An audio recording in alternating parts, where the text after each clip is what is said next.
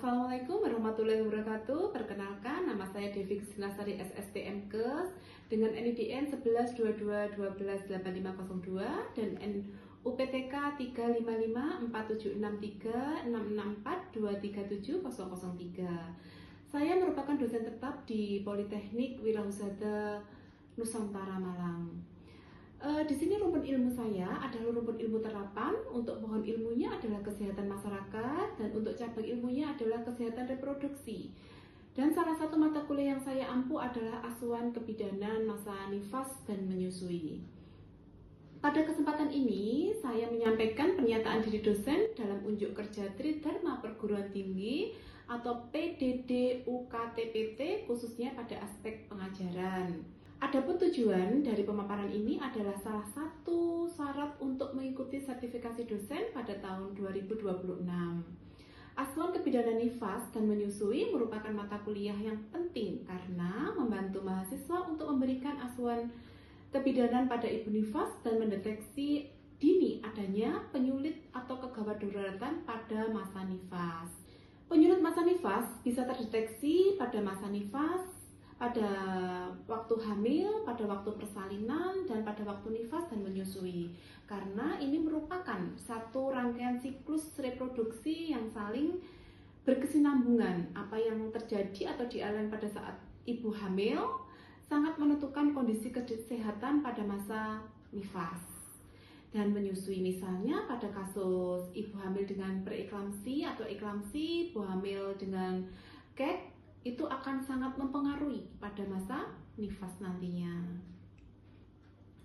Pada kesempatan kali ini saya akan menjabarkan salah satu mata kuliah yang saya ampu, yaitu asuhan kebidanan masa nifas dan menyusui, di mana pemaparan saya ini mencakup prinsip DIE, yaitu deliver, yaitu penyampaian materi, interaction, yaitu komunikasi antara mahasiswa dengan saya serta antara mahasiswa itu sendiri. Untuk A-nya adalah assessment, yaitu evaluasi untuk mengukur pencapaian pembelajaran mahasiswa.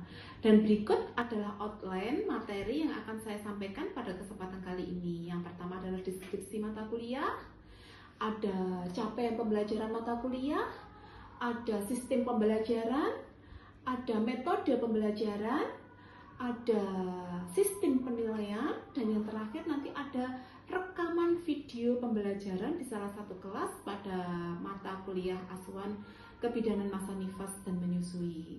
Selanjutnya saya akan menjelaskan tentang deskripsi mata kuliah asuhan nifas dan menyusui ini, yaitu mata kuliah ini dilaksanakan pada semester ganjil dengan kode BD 5.303. Perlu diketahui bahwa mata kuliah asuhan kebidanan nifas dan menyusui ini merupakan mata kuliah dasar yang wajib diambil oleh mahasiswa semester 3. Mata kuliah ini berbobot 4 SKS, yaitu 2 teori dan 2 praktek. Oke, berikut adalah deskripsi mata kuliah asuhan kebidanan masa nifas dan menyusui, yaitu mata kuliah ini memberikan kemampuan untuk melaksanakan asuhan kebidanan pada masa nifas dan menyusui dengan pendekatan manajemen kebidanan dan konsep-konsep sikap dan keterampilan. Berikut capaian pembelajaran yang diharapkan dalam mata kuliah ini, yaitu yang pertama, mahasiswa mampu mendeskripsikan konsep dasar asuhan masa nifas. Yang kedua, mahasiswa mampu memahami perubahan fisiologi pada ibu nifas. Yang ketiga, mahasiswa mampu memahami perubahan psikologi masa nifas. Yang keempat, mahasiswa mampu memahami faktor yang mempengaruhi masa nifas dan menyusui. Yang kelima adalah mahasiswa mengidentifikasi kebutuhan dasar ibu nifas. Dan selanjutnya adalah mampu mempraktekkan laktasi dan menyusui, dan ini yang paling penting pada masa nifas. Mahasiswa mampu memahami deteksi dini komplikasi masa nifas dan penanganannya. Ini juga sangat penting ya, sangat penting yang harus diketahui oleh mahasiswa ya.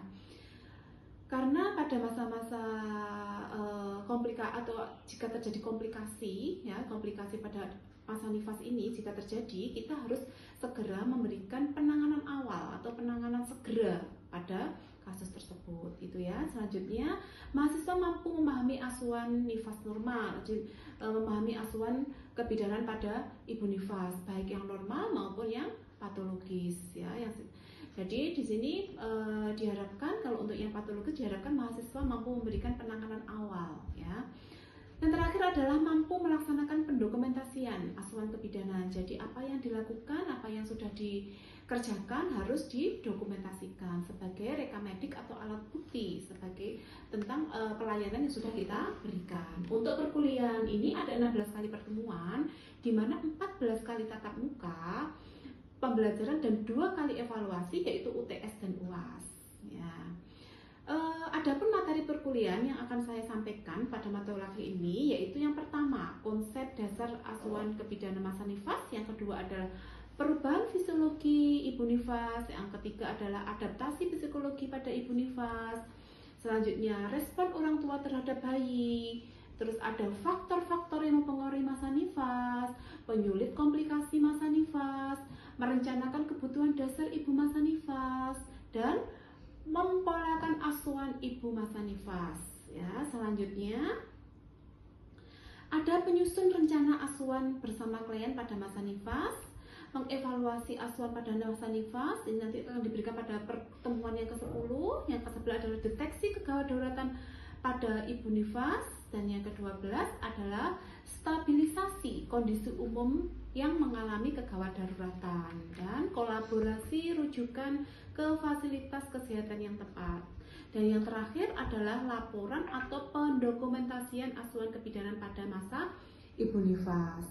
Oke. Referensi utama yang saya gunakan adalah buku ajar saya, yaitu yang bersama tim dengan judul Asuhan Gawat Darurat Maternal Neonata yang diterbitkan oleh Jibra, dan buku-buku pendukung lainnya yang berkaitan dengan asuhan masa nifas dan menyusui ini. Metode pembelajaran pada mata kuliah ini tidak hanya teori, melainkan dengan tutorial keterampilan di kelas, praktikum di kelas, diskusi pleno, diskusi dengan fasilitator, belajar mandiri, dan diskusi topik. Selanjutnya, untuk kontrak pembelajaran di sini yaitu toleransi dari keterlambatan adalah 15 menit, untuk kehadiran minimal 80% ya. Untuk keterlambatan pengumpulan tugas dan mendapatkan pengurangan nilai sebesar 10% ya. Saat pembelajaran wajib menggunakan seragam karena di sini semua mahasiswa Poltekkes, WHN atau wirausaha semua diwajibkan memakai seragam pada waktu perkuliahan atau pembelajaran di kampus. Selanjutnya, mahasiswa boleh meninggalkan kelas jika dosen hadir 30 menit dengan konfirmasi. Nah, untuk bobot penilaian yaitu dari kehadirannya 10%, dari penugasannya juga 10%, untuk keaktifan keterampilan 10%, untuk UTS-nya 30%, dan untuk UAS-nya 40%. Itu adalah pembobotan dari penilaian mata kuliah ini. Demikian pemaparan pendidikan dalam pengajaran. Selanjutnya saya akan menampilkan proses belajar mengajar di dalam kelas. Terima kasih atas kesempatan yang diberikan. Saya akhiri. Wassalamualaikum warahmatullahi wabarakatuh. Assalamualaikum warahmatullahi wabarakatuh. Waalaikumsalam warahmatullahi wabarakatuh. Siang, Ibu. Bagaimana hari ini? Baik, Ibu. Masih semangat untuk belajarnya? Masih, Ibu. Harus tetap semangat karena Bu Bidan dimanapun, kapanpun harus tetap semangat. Pada pertemuan hari ini kita akan membahas tentang deteksi dini komplikasi masa nifas. Ya. Nah, di sini nanti kita akan membahas yaitu tentang komplikasi-komplikasi apa saja yang terjadi pada masa nifas. Masa nifas itu pada masa kapan? Pada masa 6 jam lalu. Deteksi dini komplikasi pada masa nifas. Deteksi dini pada masa nifas dilakukan dengan menilai apakah ada tanda-tanda bahaya pada ibu nifas atau tidak. Ya. Bagaimana caranya untuk mendeteksi adanya tanda bahaya pada ibu nifas? Misalnya apa saja tanda bahaya pada ibu nifas? Misalnya ibu nifas dengan demam yang tinggi, ibu nifas dengan mata yang kabur, ibu nifas dengan misalnya lagi dengan perdarahan. Ya, itu merupakan tanda-tanda dari komplikasi pada masa nifas. Hal ini perlu dilakukan sehingga dapat mencegah atau menekan risiko timbulnya komplikasi selama masa nifas. Ibu yang mungkin dapat mengancam nyawa ibu, karena kenapa komplikasi pada masa nifas ini sangat mengancam ibu, ya sangat berisiko pada ibu, ya karena pada komplikasi masa nifas ini di mana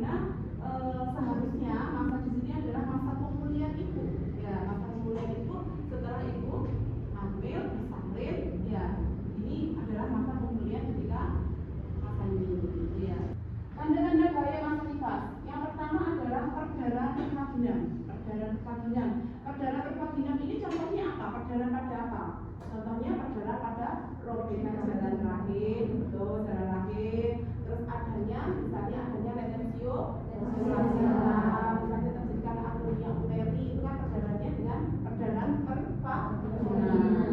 Yang kedua adalah infeksi massa nifas. Ya, infeksi massa nifas, tanda-tanda bahayanya biasanya apa? Tanda-tandanya biasanya disertai dengan demam yang tinggi. Terus sakit kepala, nyeri, epigastrik, pengendalian kabur. Kalau ini apa? Kira-kira tanda apa? Inflamasi. Terus ada pembengkakan di wajah dan ekstremitas, demam, muntah, rasa sakit waktu berdiri, kemudian juga adanya infeksi. Terus adanya peredaran menjadi merah, panas atau terasa sakit. Ini pada kasus mastitis. Betul sekali. Kehilangan nafsu makan dalam waktu yang lama, merasa sedih atau tidak mampu merawat bayi dan dirinya sendiri. Ini yang dinamakan dengan baby blues. Yang pertama kita bahas adalah perdarahan postpartum. Ya, perdarahan postpartum di sini adalah perdarahan pervaginam yang terjadi atau selama 24 jam setelah persalinan. Sebanyak berapa? Lebih dari 500 cc. Menurut waktu terjadinya terdiri dari ada dua, ada dikatakan perdarahan primer dan perdarahan sekunder. Kalau perdarahan primer itu adalah perdarahan yang terjadi dalam 24 jam setelah persalinan. Kalau yang sekunder berarti apa? Setelah 24 jam persalinan hingga sampai 6 sampai 12 minggu setelah persalinan. Nah, ini mengenali sebab atau sumber perdarahan pasca salin primer. Ya, ada 4T yaitu tonus. Tonusnya adalah atonia uteri. Atonia uteri itu apa? Atonia uteri. Uterinya tidak berkontraksi. Kalau untuk gearnya adalah trauma jalan lahir. Dan di sini ada lasmasi vulva atau vagina, ada luka episiotomi yang meluas, adanya hematom vulva, ada robekan septik, ketika persalinan, terus adanya ruptur uteri. Ya, adanya ruptur uteri, adanya hematom di ventriculum. Ya, ini karena adanya perubahan hormon. Ya, itu yang menyebabkan hormon. Yang ketiga adalah tisu. Tisu adalah retensio placenta atau sisa placenta. Yang keempat adalah T-nya adalah trombit, adalah kandungan pemburuan. Sekarang infeksi massa nifas. Yang kedua adalah infeksi massa nifas. Infeksi massa nifas ini adalah infeksi alat genital dalam massa nifas yang ditandai dengan meningkatnya suhu lebih dari 38 derajat Celcius terjadi selama 2 hari yang berturut-turut. Dalam waktu 10 hari pertama persalinan, kecuali pada 24 jam pasca persalinan. Jadi misalnya ibu nifas badannya suhu tubuhnya meningkat lebih dari 38 derajat Celcius, tapi itu masih dalam waktu 24 jam postpartum. Apakah ini sudah bisa dikatakan infeksi? Belum, ya. Karena kenapa? Karena peningkatan suhu pada ibu nifas 24 jam pertama setelah persalinan itu bisa terjadi karena mungkin ibunya dehidrasi, itu juga bisa menyebabkan kenaikan suhu, bisa mungkin karena ibunya kelelahan, ya itu juga bisa. Karena penyebab berasal dari luar atau eksogen dan dari jalan rahim ibu atau endogen. Apa ini maksudnya? Jadi penyebab ini berasal dari luar atau eksogen. Jadi misalnya infeksi yang terjadi bakterinya itu bukan dari diri ibu sendiri, jadi dari luar. Bakteri dari luar yang menempel pada ibu. Contohnya pada kasus apa, Bu? Contohnya, misalnya pada kasus persalinan dengan alat. Ya, dengan alat, misalnya apa? Ya, misalnya dengan korset, dengan SC. Ya, karena apa? Misalnya dengan alat-alatnya yang kurang steril, ruangan yang tidak steril. Nah, itu kan bakteri yang dari luar masuk ke dalam tubuh ibu. Ya. Tapi kalau yang untuk yang endogen itu memang bakterinya berasal dari dalam tubuh ibu sendiri. Kan kita setiap orang kan punya bakteri masing-masing kan ya. Nah, contohnya apa kalau yang dalam rahim ibu endogen? Ini contohnya misalnya memang bakteri itu sudah ada pada ibu, terus terjadi robekan jalan lahir misalnya. Ya, terjadi robekan jalan lahir. Nah, bakteri yang ada di dalam tubuh ibu itu bisa ada di dalam luka dari robekan jalan lahir itu atau pindah di robekan jalan lahir itu, sehingga bisa menyebabkan terjadinya infeksi. Infeksi itu kan penyebabnya adalah bakteri. Paham ya di sini ya? Jadi untuk infeksi massa nifas itu penyebabnya ada dua, ada dari eksternal dan dari internal dari ibunya atau dari luar ibunya. Yang dari luar ibunya tentunya dengan perawatan tidak steril. Kalau dari dalam ibunya memang bakteri itu ada di dalam ibunya yang pindah ke luka dari persalinan tadi, kan ya. Nah, faktor predisposisi terjadinya infeksi postpartum. Yang pertama adalah kasus lama, terutama dengan KPD, sudah ini. Pemeriksaan dalam yang terlalu sering, terutama pada KPD. Nah, pemeriksaan dalam seharusnya, ya, pemeriksaan dalam itu kan ada aturannya. Berapa? Berapnya berapa jam sekali? Berapa jam sekali? Makanya kenapa kita kok ditentukan untuk melakukan PT itu minimal 4 jam sekali? Ya, karena ini untuk menghindari terjadinya infeksi. Terus scanning aseptik yang tidak tepat, nah ini misalnya ada perawatan yang tidak steril atau penyesterilan yang kurang maksimal. Cuci tangan yang kurang tepat, kalau untuk sekarang cuci tangan kok kurang tepat itu gimana Bu? Nah, kalau sekarang cuci tangan ada langkah-langkahnya ya, kalau yang sekarang ada berapa langkah? 6 langkah, betul. Kalau dulu 5 langkah, kalau sekarang 6 langkah. Ya, jadi dalam melakukan tindakan perawatan kepada pasien kita memang harus menggunakan langkah-langkah cuci tangan yang benar. Terus ada peredaran persalinan dengan tindakan. Nah, dengan tindakan ini contohnya tindakan apa? Ya, tindakan SC, tindakan persalinan dengan forceps. Ya, itu kan bisa menyebabkan terjadinya perdarahan. Ya. Terus plasenta atau selatut tertinggal. Nah, di situ adanya plasenta tertinggal atau retensio plasenta. Terus perawatan perineum yang tidak tepat. Perawatan perineum yang tidak tepat bagaimana di sini yang dimaksud? Misalnya dari cara cebok.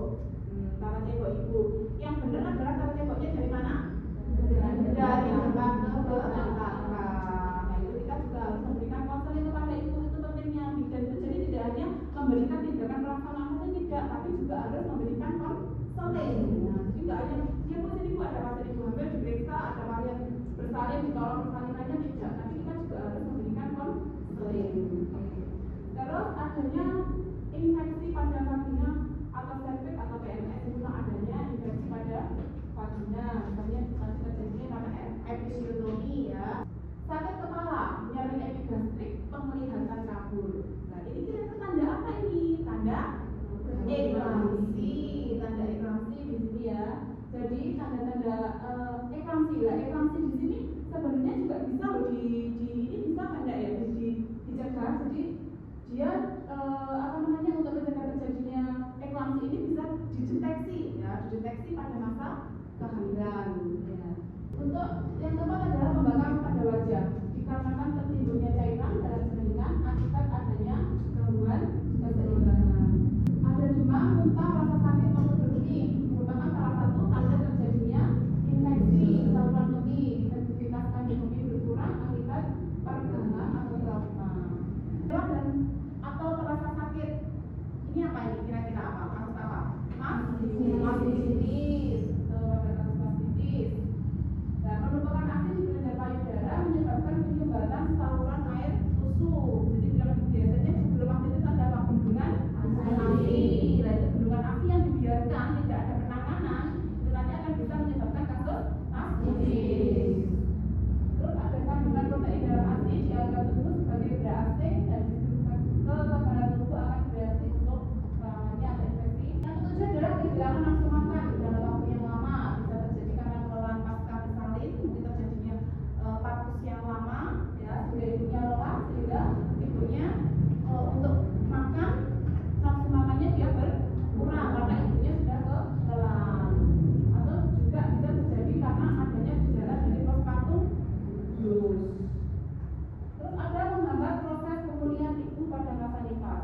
Nah, di sini silakan untuk nafsu makan yang berkurang, ya, nafsu makan atau pemenuhan nutrisi yang tidak baik, ya, yang tidak baik itu bisa menyebabkan menghambat proses pemulihan pada ibu nifas.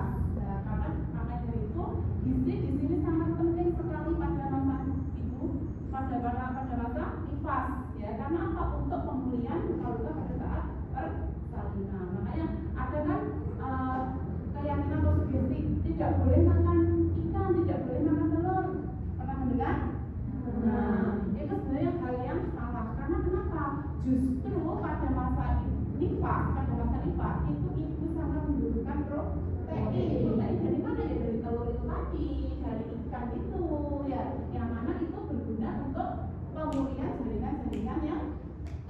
tadi misalnya pemulihan dari luka-luka, ada luka etis, ada luka misalnya tadi ada luka jalan rahim, itu malah untuk pemulihannya. Mungkin dari sini ada yang ditanyakan? Iya ya. Apakah baby blues bisa dicegah dan bagaimana perantian mencegah baby blues? Oke, baby blues ya. Jadi baby blues itu bisa dicegah pada saat kehamilan bisa. Ya, ini penelitian saya juga mengenai itu ya. Jadi ANC yang rutin itu bisa mencegah terjadinya inflasi. Kok bisa? Bisa karena apa? Bila kita ibu hamil melakukan ANC secara rutin, ibu akan mendapatkan pemeriksaan yang secara rutin juga, sehingga pada masa kehamilan ibu sudah bisa terdeteksi. Misalnya pada kunjungan awal ibu tensinya berapa, kunjungan kedua tensinya berapa. Jadi kita sebagai tenaga kesehatan kita bisa melakukan tindakan, oh berarti ibunya terjadi hipertensi, berarti apa yang harus saya lakukan, saya beri obat seperti itu. Jadi itu bisa dicegah. Atau konseling tentang makanan. Jadi untuk hipertensi itu tidak hanya bisa diturunkan dengan obat saja, tapi dengan apa? Dengan pola hidup, pola makan, pola hidup itu bisa ya. Jadi pola makan misalnya hindari asin dan sebagainya, itu bisa juga untuk mencegah terjadinya inflamasi itu ya. Nah, jadi bisa dicegah pada masa kehamilan bisa. Terus merasa kecil atau tidak mampu merawat bayi dan dirinya sendiri. Nah, ini dialami oleh kebanyakan ibu nifas. Nah, biasanya kalau pada kasus ini berarti kasusnya kasus apa ini? Kasus baby blues. Pada kasus baby blues ini biasanya sering terjadi pada ibu preemie, pada ibu nifas yang preemie parah. Jadi ibu yang pertama kali punya anak pertama, ini biasanya ibu terjadi lebih rentan terjadi baby blues. Karena apa? Dia menerima peran yang berbeda. Ya, peran yang berbeda. Yang dulunya sendiri jadi punya anak, yang dulunya dia ibunya bisa tidurnya, sekarang anak sering menyusui. Nah, kalau anak yang kedua, ketiga, dan seterusnya mungkin sudah punya pengalaman di yang pertama. Tapi kalau pada ibu yang preemie parah, itu kan dia baru pertama, menjadi peran ibu pertama kali kan. Nah, itu yang bisa menyebabkan terjadinya baby blues. Rasa nyeri pasca persalinan atau pengalaman tidak menyenangkan selama proses persalinan. Jadi ya, rasa nyeri pasca persalinan mungkin ada ibu yang menganggap hal ini sudah biasa, tapi ada ibu yang kayak, oh ini loh saya tadi sudah berjuang sampai seperti ini, baru sampai sekali ya. Kadang-kadang ada kan ibu yang seperti itu, ada jadi biasa aja, aja, bukan ada ya. Tapi ada ibu ini yang menganggap sebuah pengorbanan atau sebuah kerja keras yang memang ibunya harus benar-benar untuk bisa melahirkan. Terus di sini keluhan merawat bayi, kurang istirahat atau tidur, jelas ini kalau ada ibu nifas ya, kecemasan tidak sanggup merawat bayi, kurangnya dukungan keluarga dalam proses pemulihan atau dan perawatan bayi. Dan di sini ini loh nanti peran penting keluarga dalam penanganan kasus baby blues. Jadi baby blues ini keluarga sangat berperan penting sekali. Karena apa? Untuk mendukung psikologis ibunya. Jadi jangan ibunya malah dimarahi, disuruh tidak boleh makan itu tidak, tapi malah justru harus didukung untuk psikologis ibunya ya. Nah, ini peran dengan gejala bidan. Perannya di sini adalah pada masa itu yaitu mendeteksi komplikasi dan perlunya rujukan. Tadi perlunya dari deteksi pada ibu nifas ya, ini juga bisa dideteksi pada masa ini tadi pada masa kehamilan ya, pada masa pemeriksaan. Memberikan konseling untuk ibu dan keluarga mengenai tanda-tanda bahaya. Kita juga harus menjelaskan kepada keluarga tentang tanda-tanda bahaya pada masa nifas. Jadi kalau ibunya pulang ke rumah, keluarga tahu, oh ini kenapa ibunya mengalami ini, oh ini kan katanya ibu bidan ini bahaya. Jadi keluarga bisa segera membawa ke tenaga kesehatan. Menjaga gizi yang baik serta mempraktekkan kebersihan yang aman, memfasilitasi hubungan ikatan batin antara ibu dan bayi, memberi dan mendorong pemberian ASI. Ya, ini hubungan dari keluarga tadi. Jadi selain memberikan dukungan pada ibu, keluarga juga memfasilitasi apa yang menyiapkan makanan-makanan yang bergizi untuk dikonsumsi oleh ibu nifas. Mulanya di sini penanganan penyakit dan komplikasi nifas membutuhkan deteksi dini dan respon yang cepat. Jadi kalau misalnya ada tanda-tanda bahaya pada ibu nifas itu harus segera terdeteksi dan dibutuhkan kalau memang tidak bisa ditangani harus nifas. Apalagi pada kasus perdarahan. Ya, kalau ada perdarahan itu sudah tidak bisa ditunda lagi. Jadi begitu kita tahu punya perdarahan, jadi kita tidak ada bisa menangani, itu langsung segera kita rujuk, tidak usah menunggu-nunggu. Sebagian besar komplikasi laktasi dapat dicegah dengan edukasi teknik menyusui dan perawatan payudara sejak awal. Jadi biasanya ini diberikan pada bidan pada TM3 menjelang persalinan, yaitu konseling tentang menyusui dan cara teknik-teknik menyusui yang benar kepada ibu. Itu diberikan pada TM3. Dukungan keluarga sangat vital untuk kesehatan fisik dan mental ibu selama masa nifas. Jadi seperti itu.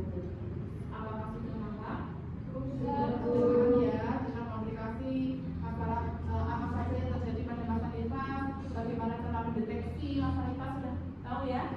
Oke, coba kalau sudah tahu, saya kasih ini ya untuk pertanyaannya. Tadi yang saya jelaskan, ya. Kira-kira apa masalah, apa komplikasi apa tadi yang terjadi pada masa ibu nifas?